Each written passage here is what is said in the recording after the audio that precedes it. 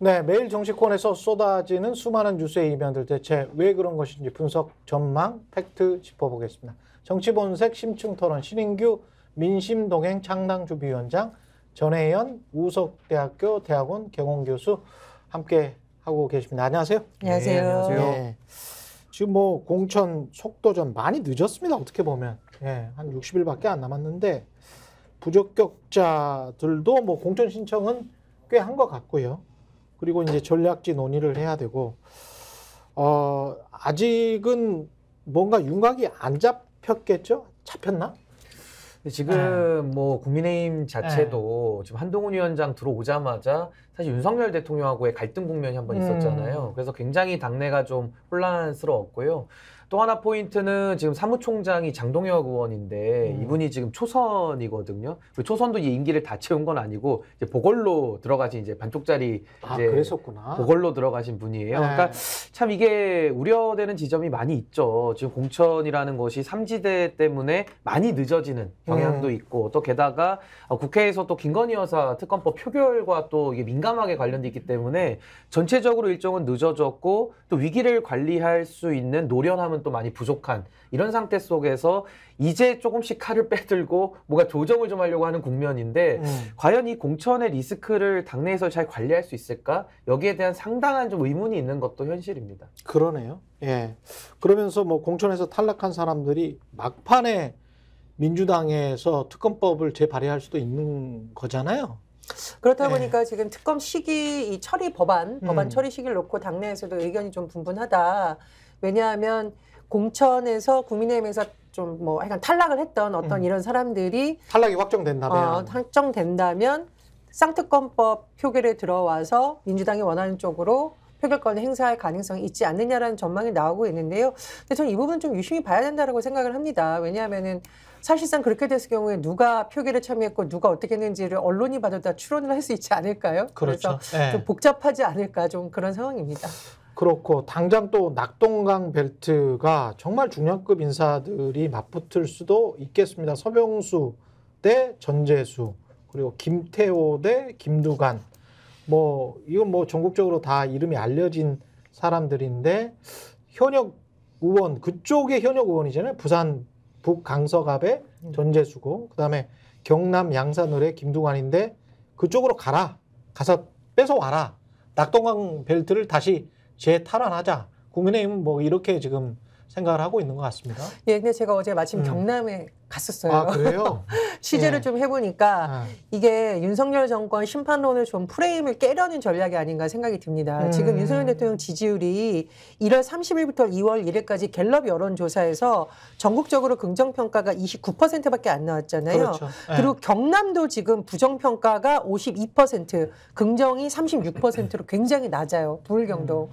이게 그러니까 정권 심판론으로 가려는 게 아니라 지금 국민의힘은 중량급이라든가 인지도가 높은 중진 의원들을 내세워서 인물론을 좀 세우려는 게 아닌가 생각이 듭니다. 왜냐하면 상대적으로 정당 지지율만 봤을 때 부울경에서 민주당은 28%, 국민의힘은 46%입니다. 따라서 정권 심판론이 아니라 국민의힘이라는 여당이 가지고 있는 프리미엄, 그리고 김두관 그리고 김태호 두 인물이 맞섰을 때 어쨌든 김태호 의원에 대한 평가를 제가 지역에서 취재를 해보니까 어쨌든 우리 동네 인물, 경남지사를 그렇죠. 했으니까요. 도지사를 했고 예. 그리고 붙어볼만 하다라는 분위기가 형성이 됐을 때 이건 정권 프레임이 아니라 인물 구도론으로 갈 수 있다라는 거죠. 이런 식의 전략을 좀 쓰려는 게 아닌가 생각이 드는데 마음대로 갈지는 좀 봐야겠습니다. 왜냐하면 대통령 지지율이 워낙 낮기 때문에 여러 가지 변수가 있고요. 또 하나 지역이 지금 윤석열 정부의 수도권 중심 정책에 대한 불만이 굉장히 높습니다. 이거를 좀 국민의힘은 유심히 볼 필요가 있어요. 그러니까 한동훈 위원장의 김포서울 편입론이라든가 이런 거 지역에 가서 한번 취재해보면 진짜 말도 안 되는 소리라고 하거든요. 그러네요. 그리고 예. 지난번 대학 반도체 인재 양성 관련해서 증언해주는 문제에서도 사실 지역대학의 교수님들 만나면 지역대학은 구조조정하라고 그러면서 수도권에 있는 그렇지. 대학 증원을 그것도 풀어줘? 다. 예. 이런 좀 세밀한 부분들을 좀 잘 봐야 되기 때문에 윤석열 정부에서 오히려 경남을 홀대하고 있다. 또 이런 프레임이 짜질 수도 있습니다. 그러네요. 예, 어떻게 보세요? 이 부분은? 근데 지금 국민의힘이 전체적인 전략이 보이지 않는다는 게 첫 번째 문제인 것 같고요. 지금 강서구청장 보궐선거에서 작년에 확인했던 수도권의 표심은 굉장히 국민의힘이 지금 민주당에 비해서 한 17% 이상 지금 벌어진 상태 아니겠습니까? 근데 그 이후에 지금 뭐 워낙 악재들이 쌓여 있어요. 뭐 예를 들면 이준석 대표가 거의 뭐 이제 그 당 대표를 지냈던 분이기 때문에 나가면서 상당 부분의 지금 지지도를 끌어간 상황이고, 게다가 지금 뭐 한동훈 위원장이 인기에만 오로지 편승해가지고 윤한 갈등 외에는 뭐 별로 지금 뭐 한 게 없거든요. 그리고 그 윤한 갈등조차도 뭐 한동훈 위원장이 민심을 전폭적으로 수용한 것도 아니잖아요. 그렇다고 또 유승민 전 대표에 대한 어떤 무슨 구상이 지금 완료된 것도 아니고요. 그러니까 제가 말씀드리고 싶은 것은 하나도 좋아진 게 없습니다. 근데 오로지 당내에서 인기가 좋은 한동훈 착시 현상 때문에 뭔가 이대로 가면은 이길 수도 있고 해볼 만하다라는 약간 묘한 그 착시 현상이 지금 팽배한 것 같거든요. 예. 그런 차원에서 일단은 경남의 낙동강 벨트를 사수하겠다. 이래서 지금 서병수, 김태호, 또 오늘은 이제 조혜진 의원까지 이야기가 나오더라고요. 근데 이 세 분의 공통점은 지금 당내에서 주류가 아닌 분들입니다. 물론 중진급 인사긴 하지만은 서병수 의원도 원조 친박이고 사실은 이준석 대표와의 같이 일을 했던 이런 경험들 그렇죠. 때문에 상당히 당내에서 지금 비주류로 몰려 있어요. 그래서 쓴소리도 꽤 했었고. 아, 그렇죠. 그리고 네. 조혜진 의원 같은 경우는 늘 전당대회에 나오면은 좀 이렇게 후순위로 떨어지셨던, 원래 비주셨던 분이고요. 그 김태호 전 이제 총리 후보자 같은 경우도 뭐 총리 후보였다가 낙마한 경험까지 있는 중진인 건 맞습니다만은 이분도 뭐 당내에서 영향력이 그렇게 있지는 않았거든요. 그러니까 이분들부터 좀 지역구를 재조정하면서 뭔가 공간을 열어보려는 노력을 시작한 건 맞는데, 제가 봤을 때는 경남 낙동강 벨트에서도 크게 효과를 보기는 매우 어렵지 않나, 그리고 그런 생각이 듭니다. 이분들이 나가는 그 지역구는 또 대통령의 측근이나 검사 출신들이 만약에 간다면 그것도 또 뭐 나가는 사람도 그렇고 그렇게 좋아 보이지는 않을 것 같습니다. 불쾌할 수도 있을 것 같고. 그래가지고 지금 네. 경남 지역 언론에서는 사실상 경남에서는 전략공천 2곳을 찍어놓은 거 아니냐 이런 말이 나오거든요. 그럴 수도 있네. 그러니까 꼭 김태호 의원 뭐 지역구든 다른 지역구일 수도 있는데 이렇게 중진들을 빼고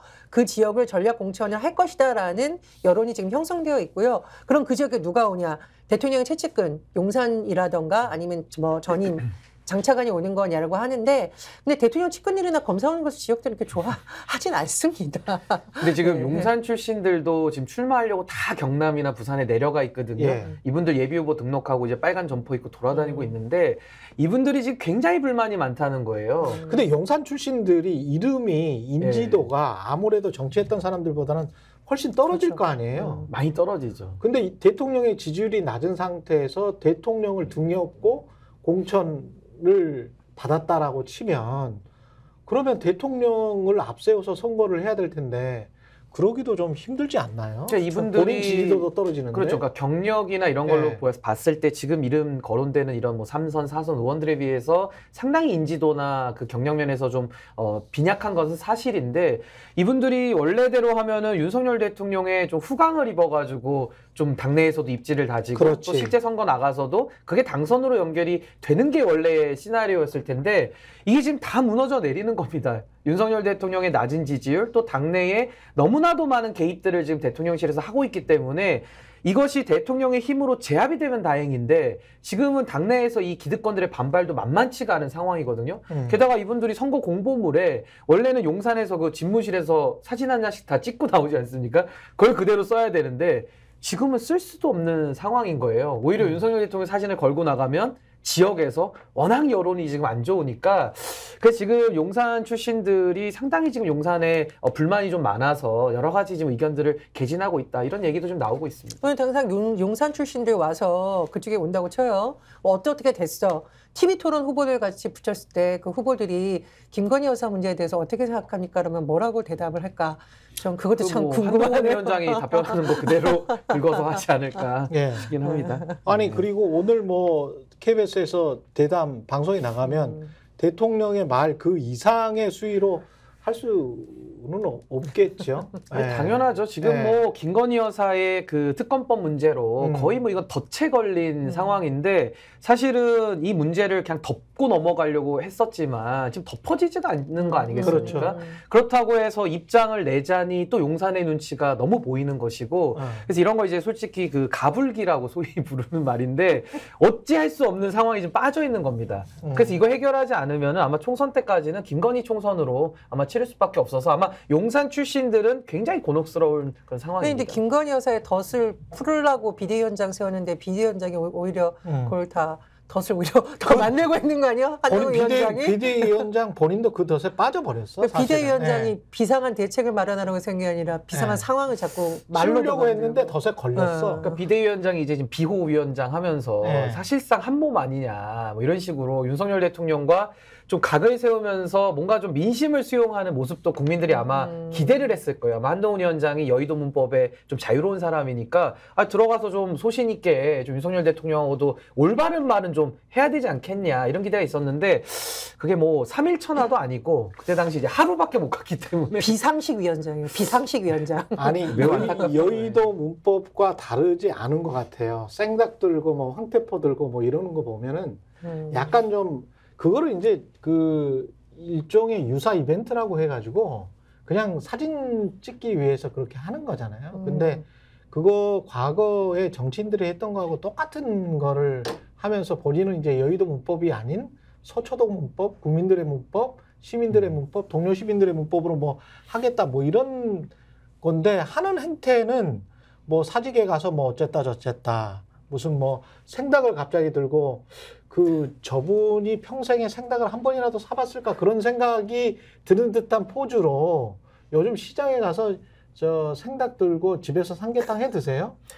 이 바쁜 저 도시 서민들이 그걸 해 먹을까요? 요즘 맛있는 삼계탕집이 많아가지고 그거- 그거 먹고 싶을 때 가서 먹지. 그것뿐만이 아니고 네. 우리가 그냥 나온 거 있잖아요. 그냥 나오는 조리 제품들 굉장히 많거든요 요새. 그 좋아하시는 그 정영진 대표가 하는 그 그룹에서도 많이 나와요. PB 상품으로. 예. 그런 거 서민들은 그거 해서 한 번에 8,000원짜리가 아니고 한 번에 한 4,000원으로 나눠서 먹습니다. 그러면은 한 끼가 4,000원이 되는 거예요. 10,000원이나 8,000원짜리면 그걸 나눠서 이제 2끼로, 3끼로 나눠서 먹든지 다른 사람들이랑 같이 먹으면 그게 이제 4,000원 되는 거거든요.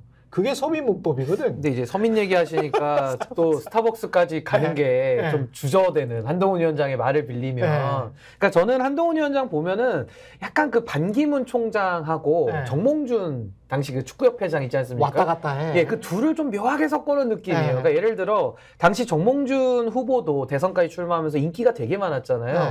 인기가 많아지니까 당시에 사리 분별이 잘 안 되면서 스텝이 꼬였거든요. 네. 그리고 반기문 총장은 현실 물정을 잘 모르시다 보니까 여러 가지 그 실언과 행동을 통해 가지고 굉장히 짧은 기간에 낙마를 했는데 한동훈 위원장 가만히 보시면요, 뭐 발언들도 좀 실언이 많이 나오고 있지만은 일단 인기에 너무 취해 있는 모습이 많이 보입니다. 그래서 지금 좀 뭔가 이렇게 좀 우선순위가 잘 뒤섞인, 그래서 좀 사리분별이 안 되는 모습들이 많이 나오고 있어서 전 앞으로도 한동훈 리스크가 지금 이런 발언에서부터 계속 나오고 있는데 앞으로 좀 더 그런 모습들이 빈번하게 더 나올 가능성은 매우 높다. 전 그렇게 봅니다. 저는 SNS를 보니까 진짜 마리아 앙뚜아네트에 비유될 사람은 김건희 여사도 있지만 한동훈 위원장이 혹시 마리아 앙뚜아네트 화법을 쓰는 게 아니냐라는 말이 나오는데 왜 그러냐면 이게 이제 뭐 진실이다 아니다라는 논란이 있습니다만 왜 빵을 달라.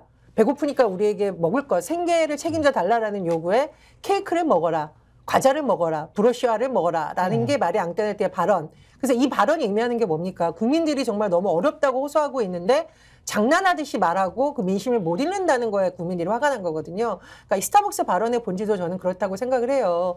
가서 지금 시장 상인들이 얼마나 고통받는지, 고물가로 인해서 지금 자영업자들이 폐업 상태에 몰리고 있고 또 서민들은 장 보러 가기가 무섭고 이런 상황에 대해서 진심을 담아서 말하는 게 아니라 자기만의 화법으로 엉뚱한 얘기를 하다 보니까 본질은 스타벅스가 아니라 민생을 모르는 여당 비대위원장의 헛소리라는 거죠. 그러니까 국민들이 화가 나는 거예요.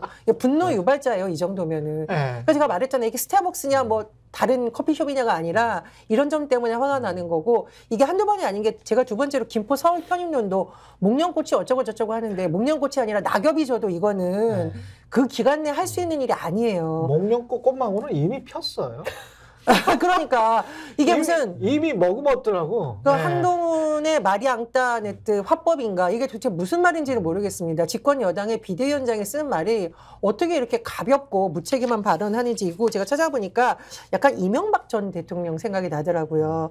이명박 대통령 시절에 뜬금없이 청와대 식단에 배추김치 올리지 말고 양배추김치 올려라 해가지고 그때는 난리가 난 이유가 있었어요. 예. 그러니까 이 말이 김유동 여사가 시장 갔더니 배추 한 포기에 10,000원이더라. 그래서 마치 자기가 크게 무슨 검소한 생활하는 것 마냥 비싼 배추김치 올리지 말고 양배추김치란데 국민들이 비판한 이유는 배추값 10,000원, 물가도 못 자는 거에 대해서 청와대가 경각심을 가지고 해야지 양배추김치 누구 대통령한테 먹으라 했느냐 이것처럼 좀 닮았다라는 생각이 들고요. 참고로 윤석열 정부의 부정평가 원인 1위가 민생 문제예요. 그러니까 이런 점을 못 읽고 자꾸 엉뚱한 소리를 하다 보니까 한동훈 위원장이 크게 신뢰를 못 받고 있는 거예요. 그러니까 저도 사실 김포 서울 편입 논란이나 그리고 뭐 지금 국회의원 뭐 세비 깎자부터 해서 뭐 국회의원 숫자 줄이자 굉장히 지금 정치 현실을 모르는 뭐 아까 헛소리라고 하셨지만 진짜 허튼 소리 많이 하고 있거든요. 뭐 이거 얘기하면 끝도 한도 없겠지만은 저는 가장 중요한 게 아까 말씀하신 대로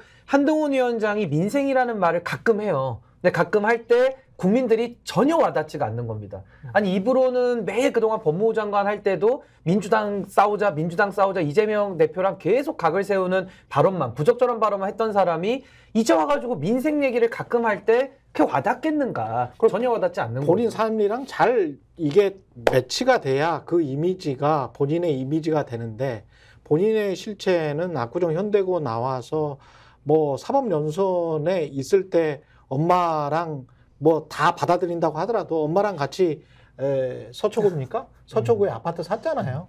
그리고 그 다음에 이제 검사장 딸과 결혼을 해가지고 한 번도 뭐랄까요? 진짜 민생 그리고 서민의 삶을 살아보지 않은 것 같은 인생을 쭉 살았잖아요. 잘 나가는 특수부 검사로만 그렇죠. 살았죠. 그냥 쭉 권력만 살았는데 누렸던 거죠. 갑자기 검은 봉다리에 생박 들고 나타나서 내가 민생을 뭐 챙기는 것처럼 이야기를 하면 그 생닭을 직접 사가지고 요리를 하는 분들은 지금 7, 80대 된 어르신들은 그런 거 많이 하지만 지금 40, 50대 굉장히 바쁜 진짜 도시 서민들 직장인들은 그거 요리할 시간도 없어요. 그렇죠. 진짜 시간이 없어서 못해. 그러니까 이렇게 국민들이 보기에는 저 사람이 민생이라고 얘기를 하는데 정말 우리 아픔에 공감하고 해결책을 내려오려고 노력하는 게 아니라 장난치는 것처럼 보이니까 화가 그렇지. 난다는 거예요. 가벼워 보이는. 그 스타벅스 얘기도 제가 말씀드렸듯이 스땡땡땡이라는 커피 전문점의 본질이 아니라 왜 그런 데 가서 자꾸 헛소리를 해서 그나마 어려운 국민들의 심정에 화를 나게 하냐는 겁니다. 꼭 조롱받는 기분이 들잖아요. 그리고 커피 한 잔 사 먹으면 서민 아닙니까? 먹을 수도 있는 거죠. 아니, 스타벅스가 서민들이 오는 곳이 아니다라는 거는 소민들을 도대체 어떻게 보는지 한국의 서민들을. 아니, 그러니까 저는 한평생만을 특수부 검찰로 권력을 누려왔던 사람이고 마지막 보직도 법무부 장관이었잖아요. 그것도 검찰 정권 하에 이제 법무부 장관까지 지내다가 뜬금없이 여당 비대위원장으로 와서 정치를 해보겠다. 지금 정치에 선거도 한 번 안 나와본 사람이고요. 어디 뭐 지하철역 가서 인사도 한 번 안 해본 사람이 무슨 민생을 얘기하고 떠드니까 사람들에게 한심해 보이는 거거든요. 근데 저는 한동훈 위원장이 윤석열 대통령 만나서 90도로 그 서천 화재 현장 가서 인사를 했잖아요. 그분이 허리를 수그려서 인사해야 될 대상은 국민들. 그러니까 서천 화재 피해 현장에서 피해를 입으신 분들이나 아니면 이태원 참사 유가족분들 있잖아요. 그분들 앞에 가서 90도로 인사하고 그분들의 마음을 어루만지는 것이 이분이 해야 될 일이지 권력자 앞에 가가지고 고개를 숙이고 하면서 동시에 이분이 특수부 검찰 공정과 정의 상식의 상징이었는데 김건희 여사 특검법에 대해서 한마디도 못하지 않습니까? 그러니까 이런 모습들이 얼마나 이율배반적인가. 근데 무슨 감히 민생을 논하는가. 국민들이 여기서 진정성을 하나도 못 느끼는 거거든요. 아니 그러면 4,000원짜리 5,000원짜리 커피 사 먹는 건 어쩌고저쩌고 하면서 몇백만 원짜리 명품백 선물 받는 대통령 부인의 행태는 도대체 어떻게 받아들여야 되는 거예요? 그러니까 이런 점에서 국민들이 서민이 아니니까 가능해요. 그러니까 왜 이런 점에서 국민들이 화가 나게 하느냐 말이에요. 기업백 들고 꼭 그 스타벅스 가야 되나? 그렇습니까? 제가 보기에 그때는 또 앞으로 에코백을 들고 국민의힘 의원들하고 잘 보여야 되니까. 국민의힘 의원들하고 당직자분들 스타벅스 가면 그 이제 인증샷 올라올지도 아 근데 몰라요. 당사 밑에 스타벅스 바로 있어요. 많이 가요. 그러니까 당사 밑에 이제 바로 있기 때문에. 인증샷 올라올지도 국민의힘 몰라요. 밑에 바로 스타벅스 있습니다. 국회의사당과 KBS 사이에 스타벅스만 그 두 맞아요. 블락 사이에 두 개가 있어요. 그또저 대여로. 대로변에도 하나 또 있고 네. 정치를 이렇게 희화하는 예. 아 대로변에 또 하나 있네. 세 개 맞습니다. 있네. 빌딩 앞에 있죠. 예. 그러니까 그게 사실은 지적해야 될 부분이 뭐냐면 국민들이 지금은 커피값 한 잔도 이 사 먹기가 굉장히 부담스럽거든요. 그렇죠. 커피값도 비싸죠. 물론 이제 네. 저렴한 커피도 있습니다만은 즉 국민들의 주머니는 점심 도시락을 싸서 다닐 만큼 물가가 높고 매 끼니 해결하는 것이 부담스러운 거예요. 결국에 가처분 소득이 줄어들어서 지금 허리띠를 바짝 졸라매도 더 졸라맬 허리띠로 졸라맬 허리가 없는 거거든요. 근데 지금 한동훈 위원장이 이런 민심들 그리고 민생의 어려움을 하나도 알지 못하면서 입으로만 떠드니까 그러면서 이런 서민 발언으로 불을 지르고 가슴에 불을 지르는 이런 행태가 저는 정치인으로서 전혀 준비되지 않은 그 정치인이 지금 보여주는 촌극이다. 저 그렇게 봅니다. 그렇게 따지면은 어제 11,000원짜리 순두부찌개 사 먹은 저는 귀족이겠네요. 그리고 이제 서민들도 소확행이라는 거를 하지 않습니까? 소비의 그렇죠. 트렌드가 그래도 뭐 11,000원짜리 뭘 사 먹어도 4,500원짜리 스타벅스는 또 한잔 하고 싶은 게 또 사람의 마음이니까 뭐 그건 할 수도 있는 거고 그거 좀 낮춰서 3,000원짜리 커피를 사 먹을 수도 있는 거고. 근데 한동훈 비대위원장은 사실은 호텔에서 커피를 많이 마셨을 것 같은 그런 분인데 그러니까요. 그 예. 비싼 커피 있지 않습니까? 그거는 15,000원이잖아. 칸도 막아져 있고. 예. 예. 옛날에 뭐 영화배우 만나가지고 뭐 비싼 데서 밥 먹더라고요. 예. 민주당 이야기 잠깐 해야 되는데 민주당 같은 경우는 이명백 위원장이 검찰 정권 탄생을 책임져야 누구를 콕 집어서 이야기를 한 것 같지는 않지만 그게 임종석을 가리키는 것 같다 그런 이야기가 많이 들리고 있는데 이거는 어떻게 보십니까? 근데 저는 뭐 네. 민주당도 이제 뭐 친문이냐 네. 친명이냐 이 네. 갈등이 계속 있고 또 최근에는 이재명 대표가 문재인 대통령을 이제 그 찾아가면서 네. 또 명문 정당 또 이렇게 얘기하고 있지 않습니까? 그렇죠. 그러니까 아직도 지금 민주당 안에는 친문과 친명의 음. 갈등이 아직도 살아 있는 거고요. 네. 근데 저는 사실 지금 뭐 언급이 실명이 되진 않았습니다만은 추측컨대 아마 추미애 전 장관이나 이제 임종석 전 비서실장을 아마 지목하는 걸로는 보여요. 근데 전 이 두 분에 대해서는 사실 문재인 정권 하에서 굉장한 권력을 누리셨던 분들이거든요. 그러니까 이미 국민들 입장에서는 한번 써본 칼입니다. 한번 써본 도구들이고 법무부 장관 비서실장 굉장히 요직을 갖다 했잖아요. 근데 그 문재인 정권의 가장 큰 실책 중에 하나가 결국은 5년 내내 검찰개혁만을 부르짖었지만 결국 결과는 검찰개혁 된 게 하나도 없고 실패를 자인하더라고요. 그러고 나서 그 검찰개혁의 당시 상대방의 선봉에 있었던 윤석열 검사를 진영을 바꿔가지고 정권교체를 당한 이런 상황이거든요. 그렇다면 전 이 두 분의 뭐 역량이나 뭐 그런 성품이나 이런 거에 대해서는 전 잘 모르겠습니다만은 그냥 정치적으로만 딱 놓고 봤을 때 이분들이 지금 더 정치를 이어가겠다고 하는 것이 국민들의 눈높이에 맞는가? 그러니까 전 이것을 친문이나 친명의 갈등으로 이해할 것이 아니라 이분들이 그동안 권한을 가졌을 때 국민 앞에 보였던 모습들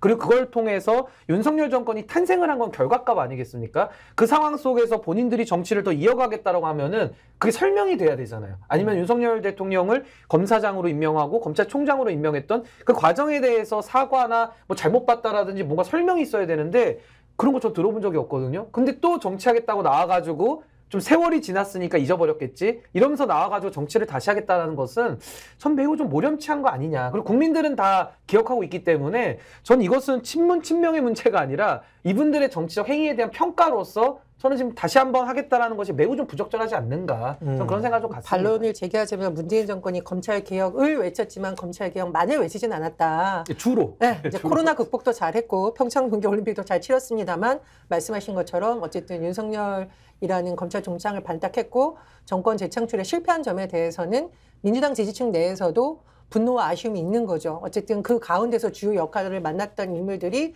또다시 총선에서 뛰는 것이 맞느냐. 축구로 비유하자면은 과거의 주전 선수들은 이제 좀 빠지고 새로운 공격수를 내세워서 보다 공격적인 축구를 하겠다라는 것에 비유를 할 수 있는 것으로 보이고요.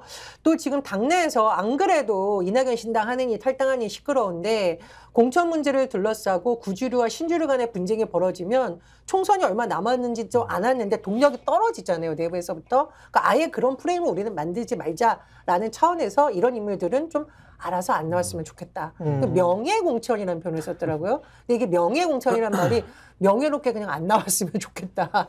불남의 중심에 설지 말고 이런 걸로 해석이 그러니까 됩니다. 좀 눈치라는 게 있어야 되잖아요. 정치적 눈치도 좀 있어야 된다고 보고. 지금 공관위원장이 눈치를 주고 있는 거예요? 그쵸, 이 정도만 알아들어야 될 것 같은데 못 알아듣는 거 같고. 아니 클린스만 감독도 뭐 지금에 와서는 또 요르단이 졌기 때문에 또 비판이 많더라고요. 그럼 뭐 이제 감독이 잘 못했다고 치고 못한 감독을 또 소환해서 또 쓸 수 없잖아요.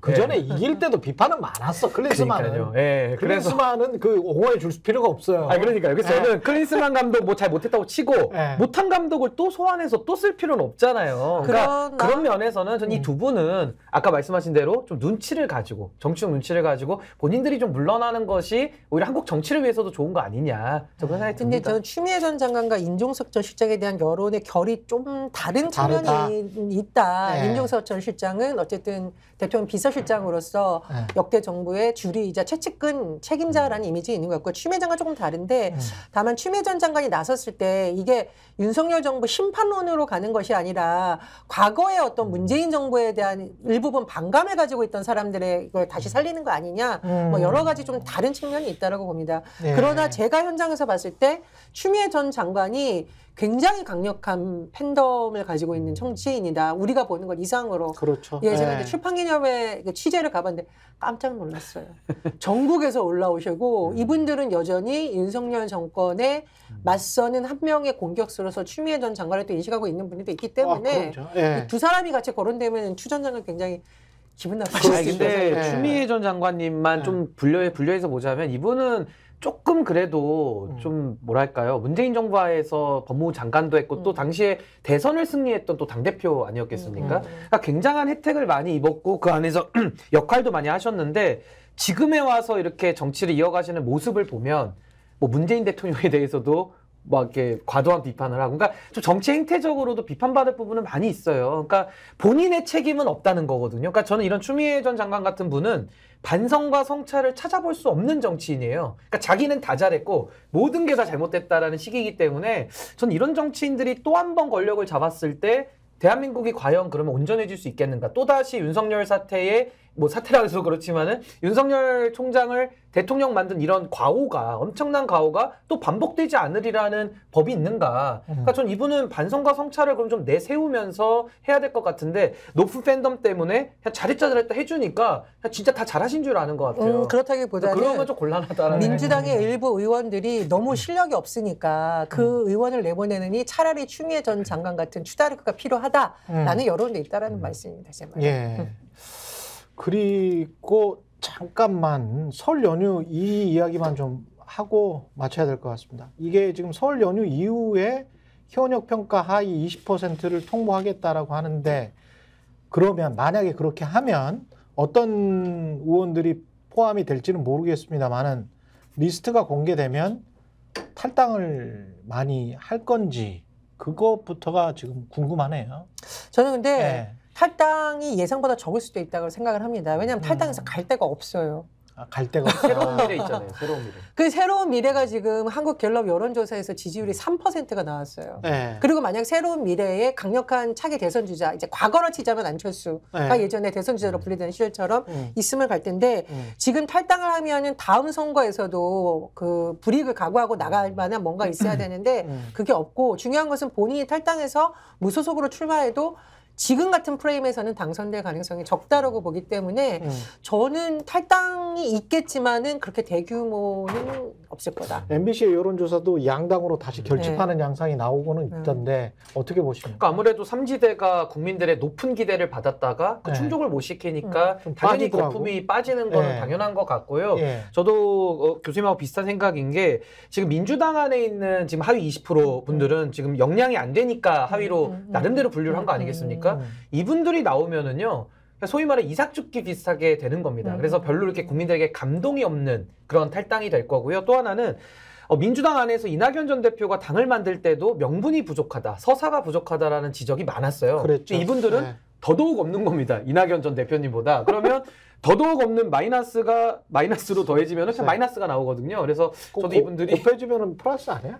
이제 뭐 항을 바꾸면 플러스로 되긴 하는데 근데 마이너스 더하기 마이너스로는 더 마이너스이기 때문에 전 그러네요. 이분들이 네.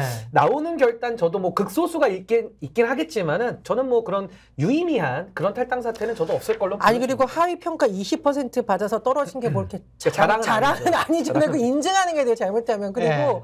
이낙연 전 대표가 이끄는 당이 새로운 미래라고 하는데 자꾸 이렇게 공천 떨어진 사람들이 모이는 것처럼 그러면은 떨모당 떨어진 사람들이 아니, 그러니까 모이는 이제 새로운 미래가 돼야 되는데 자꾸 이렇게 되면 네. 이제 해로운 과거의 네. 모습이 될 수 있기 때문에 조금은 국민들 새로운 미래가 아니고 해로운 떨모당 과거 이제 국민들이 인식할 네. 수가 있다가 조심하셔야 된다. 떨어진 사람들이 모이는 당 이렇게 되면 그쪽 네. 당도 부담이 되는 거죠. 예, 알겠습니다. 여기까지 신인규 민심동행 창당준비위원장 전혜연 우석대 대학원 개공교수였습니다.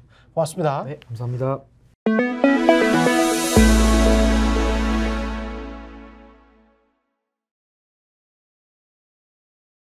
제가 홍보를 정치권색. 예.